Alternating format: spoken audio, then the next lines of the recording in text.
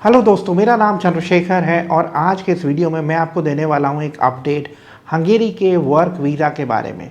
तो अगर आपका प्लान है हंगेरी के वर्क वीज़ा के लिए अप्लाई करने का, या आप अपना प्रोसेस शुरू करने वाले हैं हंगेरी के वर्क वीज़ा के लिए, या आप अपना वीज़ा अप्लाई करने वाले हैं, तो आप इस वीडियो को एंड तक देखना।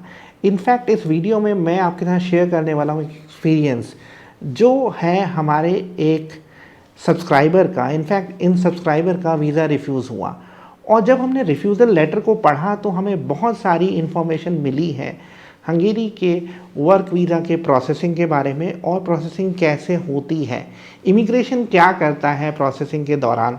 तो आप इस वीडियो को ध्यान से देखना, ध्यान से सुनना, क्योंकि ये इन्फॉर्मेशन आपके लिए बहुत यूज़फुल साबित होगी और इस इन्फॉर्मेशन के बेसिस पे आपका टाइम और पैसा बचेगा। इससे पहले कि हम आगे बढ़े, मैं आपसे रिक्वेस्ट करूंगा कि आप हमारे YouTube चैनल को सब्सक्राइब कर लीजिए।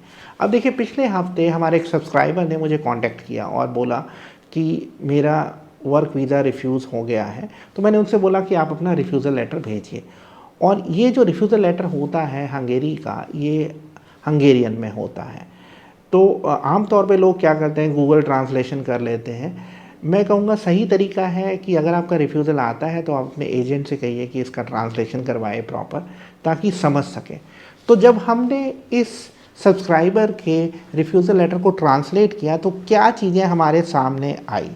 देखिए, अब ये जो रिफ्यूज़ल लेटर है, इसमें ऑफिसर ने एक्सप्लेन किया है कि वीज़ा क्यों रिफ्यूज़ किया गया है। अब हम शुरुआत करते हैं। देखिए, सबसे पहले जो लेटर है उसमें लिखा गया है कंपनी के बारे में। लिखा गया है कि ये जो कंपनी है ये एक बेसिकली रिक्रूटमेंट कंपनी है, और ये क्या करती है, डिलीवरी सर्विसेज प्रोवाइड करती है। और इस कंपनी की जो शुरुआत है वो 2022 में हुई थी। और ये भी एक्सप्लेन किया गया है कि कंपनी का ओनर कौन है, कंपनी का रेवेन्यू कितना है, कंपनी टैक्स कितना पे करती है। तो इमिग्रेशन ये सब चीज़ें देखता है। फिर आगे लिखा गया है कि इस कंपनी में कितने थर्ड कंट्री नेशनल्स काम करते हैं, कितने हंगेरियंस काम करते हैं। इसके साथ ही ये भी बताया गया कि जो इमिग्रेशन की टीम है वो इस कंपनी में गई और उन्होंने देखा कि कौन काम कर रहा है। वो मैनेजर से मिले जो हंगेरियन है, और उन्होंने ये भी देखा कि 3 लोग ऐसे थे जिनका रेजिडेंस परमिट नहीं था। तो मैनेजर ने बताया कि ये लोग अभी ट्रेनिंग पे हैं। इसके साथ ही ये भी बताया गया कि कितनी ओपनिंग्स हैं इस कंपनी में। अब जो चीज़ें समझ में आती हैं और जो इंटरेस्टिंग है, यहाँ पे ये भी मेंशन किया गया है कि जो कंपनी की एचआर मैनेजर हैं, उन्होंने इमिग्रेशन को मेल भेजी कि इस कंपनी के नाम पे फेक डॉक्यूमेंट्स दिए जा रहे हैं।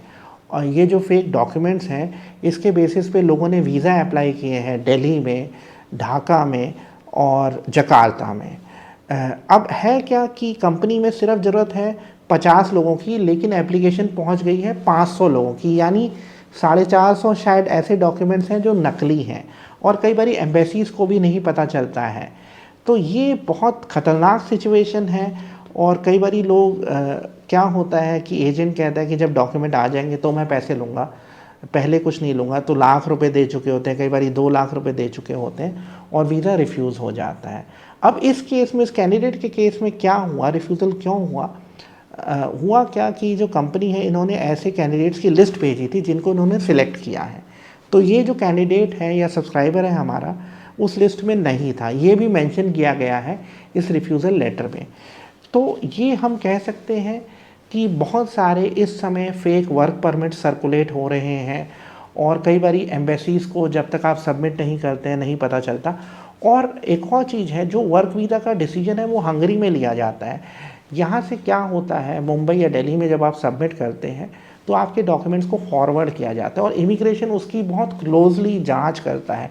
तो अगर आपकी कंपनी सही नहीं है तो भी वीज़ा रिफ्यूज़ हो जाएगा, कंपनी टैक्स नहीं पे करती है तो रिफ्यूज़ हो जाएगा, रूल्स फॉलो नहीं करती है तो हो जाएगा। यहाँ पे एक और चीज़ देखने को आई कि जो एकोमोडेशन था, एकोमोडेशन प्रूफ सही था, लेकिन जो इमिग्रेशन की टीम है वो इस लोकेशन पे गई तो वहाँ पे डॉर्मेट्री थी जहाँ पे 24 लोगों के रहने का इंतज़ाम था, लेकिन वो पूरी तरह से ऑक्यूपाइड थी। तो ये जो सब्सक्राइबर है जिसका वीज़ा रिफ्यूज़ हुआ है, वहाँ पे कैसे रहेगा। तो ये भी एक रीज़न था रिफ्यूज़ल का। तो मैं कहूँगा कि अगर आप अपने वर्क परमिट का प्रोसेस कर रहे हैं तो कंपनी की जांच कर लीजिए, डॉक्यूमेंट्स की जांच कर लीजिए। मैं पहले भी इस बारे में वीडियो बना चुका हूँ। नहीं तो आपका टाइम, पैसे, एफर्ट सब वेस्ट होंगे। आज के वीडियो में इतना ही। Thank you very much.